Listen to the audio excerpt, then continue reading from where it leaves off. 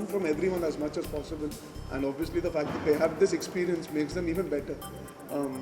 I think they know how to use their experience. हमें कभी-कभी क्या कोशिश करनी पड़ती है ताकि we can be so comfortable and relaxed in front of the camera. They are very much at ease. Individually अगर बात करूँ, अमृता जी के साथ मैं पहली पिक्चर कर चुका हूँ. एक औरंगजेब में वो विलन थी, इस बार मेरी माँ है. काफ़ी फ़र्क महसूस हुआ, पर बहुत ही उम्दा कलाकार है. वो खुद नहीं जानती वो कितनी अच्छी है. मज़ेदार चीज़ वो है, अभी भी she is like a child. यार कैसे होगा, कैसे करूँगी, अभिषेक मुझे बता दे कैसे करना है, अच्छा ऐसे करूँ, ओहो चलो चलो कोशिश करते हैं. And then suddenly the camera used to switch on and she used to just nail it in one take, two takes, खत्म. लंबे सीन. And her comedy timing is fantastic, and she's got this energy, and she's got this spunk, and her face emotes so well.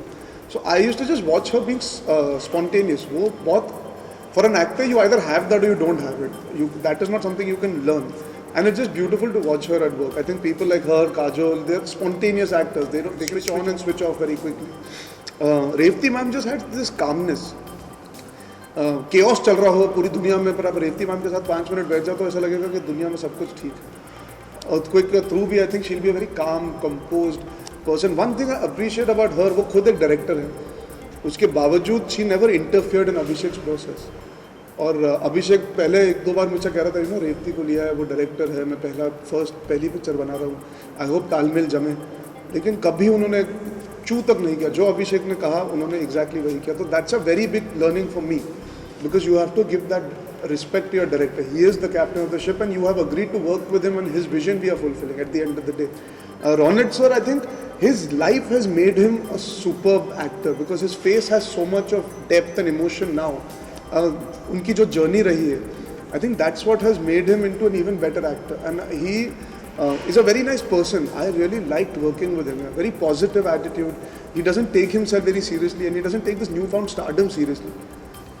Because he's been through the worst lows possible, so this high for him, he doesn't let it get to him, and I really appreciate that quality. Film बनाते हुए ये pressure feel नहीं होता, because हम तो we go to do that scene that day, उस दिन को ठीक से करने के लिए. Pressure मुझे feel तब हुआ जब the trailer got 6 million hits.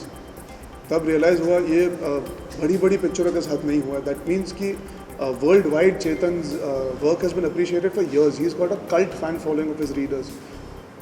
But now the work is done. So pressure mean now तो अब जो है वो सबने देख लिया है, एक झलक मिल गई है कि इस दुनिया की पिक्चर है. और रिस्पॉन्स पॉजिटिव की तरफ ही आ रहा है. मतलब हमको वैसे ही कोई आके बोले, यही नहीं बोलेगा कि आपकी पिक्चर बहुत ख़राब लग रही है, हम नहीं देखने वाले. बट एक माहौल जो बना है, ऐसा लग रहा है कि लोग आएंगे देखने पिक्चर. तो I hope the ones who read it enjoy what we have done to it. And काफ़ी सारे लोग हैं जिन्होंने नहीं पढ़ी होगी, तो हम दुआ वो भी करें कि उनको भी उतनी पसंद आए जितनी रीडर्स को पसंद है. I don't think he seen the entire film, so it would be unfair on his part two comment now. परसों के दिन जब हमने बुक लॉन्च की तो ही रिक्वेस्ट मी आप तो पढ़ ले किताब. नहीं, मैंने अभी तक नहीं पढ़ी.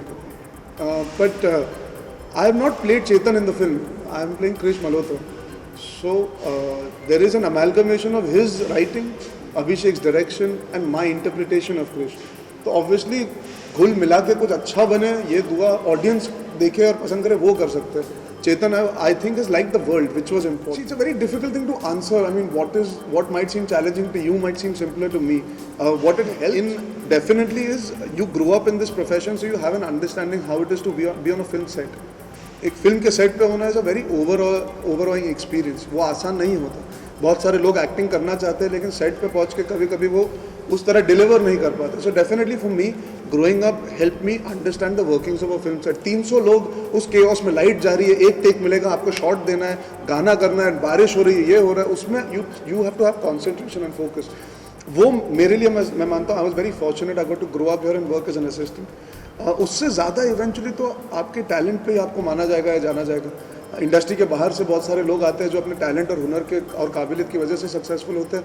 बहुत सारे इंडस्ट्री के अंदर से आते हैं जो नहीं बन पाते. So beyond the point it will not help. It is also what you take from it. I mean it's to each person it's his own taking. We have every right to complain and demand a better future, but not by sitting at home. Get out there. That's our right as citizens. We have to be a part of the change. वरना आपको हक नहीं बनता कि आप जब मिलेंगे तो ज़रूर पूछिए उनसे, बिकॉज मैं मिल नहीं पाया हूँ अनफॉर्चुनेटली. नहीं, बिकॉज वी बिन प्रमोटिंग.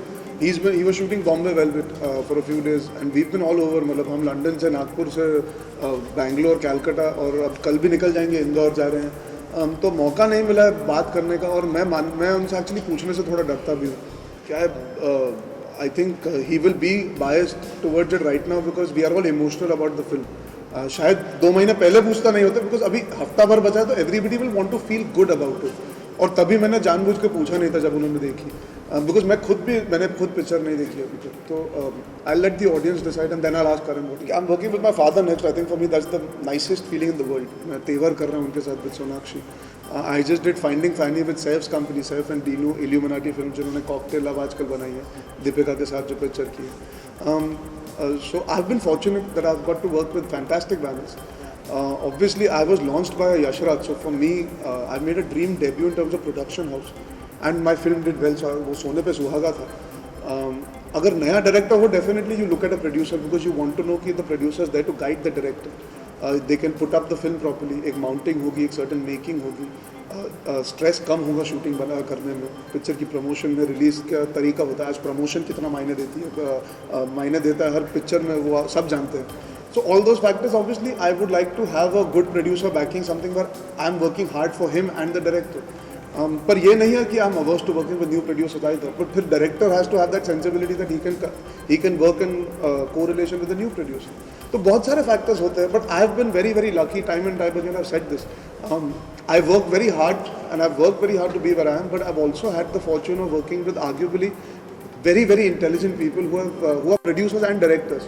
तो करण एंड आदि वो था प्रोड्यूसर डायरेक्टर्स, उससे बहुत फ़र्क भी पड़ा. जी बिल्कुल, मेरी ख्वाहिश है, पता नहीं कब होगा पर मैं करना ज़रूर चाहूँगा. मेरा my first love is direction honestly. That's how I decided to be a part of this profession. वो करते करते करते जो एक जर्नी बनी, आज मैं कैमरा के सामने हूँ, लेकिन पीछे जाके ज़रूर कुछ ना कुछ बनाना चाहूँगा. I think this journey now that I am taking on as an actor will help me hopefully be a better and more emotionally capable director to pull off good cinema in the future for our country and our fans.